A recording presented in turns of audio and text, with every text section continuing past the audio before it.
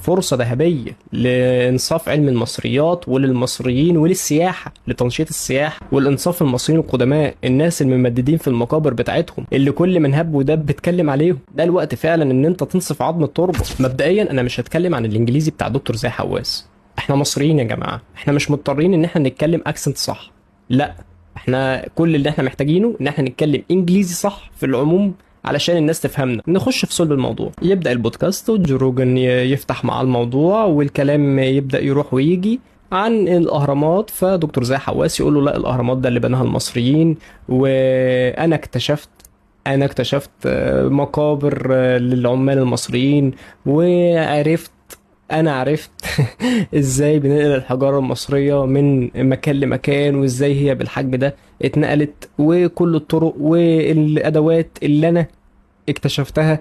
كل القصص دي بقى قعدوا يتكلموا ان هو ازاي يعني المصريين اللي هم بشر عاديين جدا هم اللي بنوا الاهرامات بالعلم وكده. ونفاله طبعا قال له نظريه الفضائيين ونظريه العمالقه وكل الكلام ده هو خرافات واعتقادات، يعني علشان اي حاجه يعني بتنفي ان المصريين هم اللي عملوا الهرم هم بيتمسكوا بيها. وبالفعل قالوا لا، كل الكلام ده غلط. لحد هنا كلام جميل قوي. فوصلنا بقى للنقطه اللي قلبت الحلقه.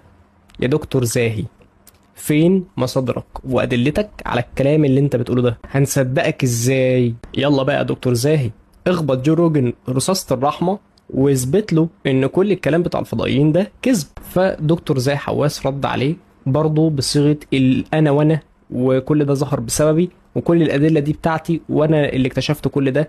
حضرتك مشكورا، الف شكر لحضرتك يا دكتور زاهي. التاريخ هيخلد ذكرك للابد ان انت انصفت المصريين.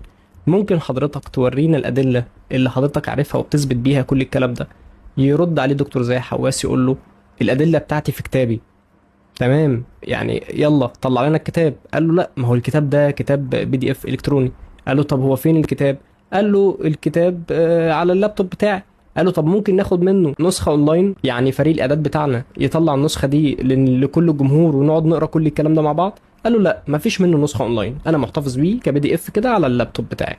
قال له طب خلاص، ممكن حضرتك تطلع اللابتوب ونعمل كده يعني ايه، بريفيو لشاشة اللابتوب ونتفرج كلنا. قال له لا، ما هو اللابتوب بتاعي مش هنا، ده في لاس فيجاس. وبعد ما دكتور زاهي حواس طفى جو روجن وقضى كل امانه ان هو يطلع منه اي ادله، قام مولع له السيجار وقام نافخ في وشه الدخان كحركه من حركات الرؤساء الكبار، وتعبيرا عن انتصار دكتور زاهي حواس عليه.